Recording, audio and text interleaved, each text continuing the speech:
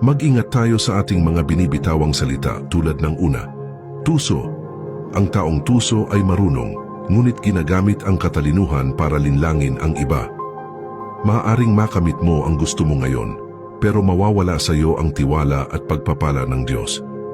Tandaan, mas pinahahalagahan niya ang katapatan kaysa sa katalinuhang may panlilinlang.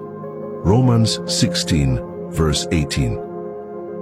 Sapagkat ang mga taong ito ay hindi naglilingkod sa ating Panginoong Kristo, kundi sa kanilang sariling kapakinabangan.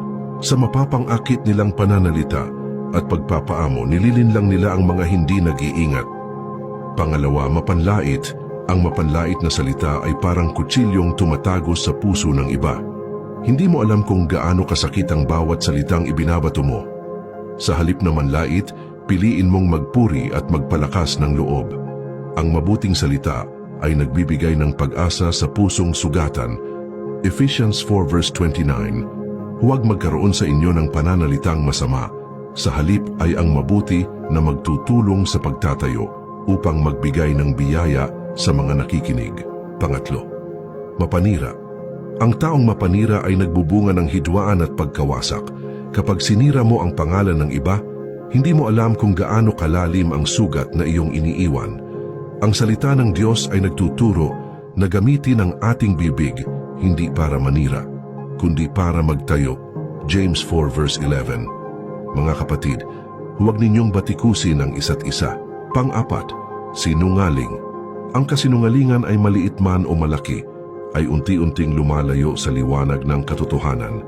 Kapag nasanay kang magsinungaling, unti-unti ring namamatay ang kapayapaan sa iyong puso.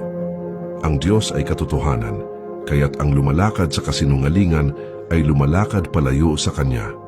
Proverbs 12 verse 22. Ang mga nagsisinungaling na labi ay kasuklam-suklam sa Panginoon, ngunit ang nagsasabi ng totoo ay Kanyang kalugod-lugod. Panglima, tsismosa o tsismoso. Ang tsismis ay parang apoy, maliit man sa simula, ngunit kay bilis kumalat at kay bilis manira. Bago mo ipakalat ang narinig mo, itanong mo muna sa sarili mo, makakatulong ba ito o makakasakit?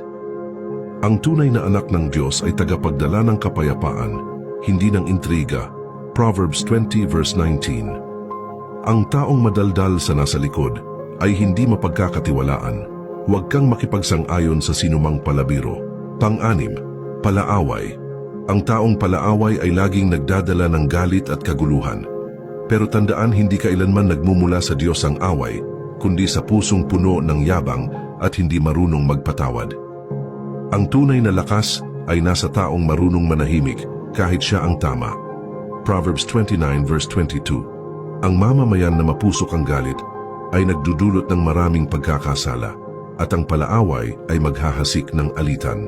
Pangpito, mapanlinlang. Ang mapanlinlang ay nagtatago ng kasinungalingan sa likod ng matatamis na salita.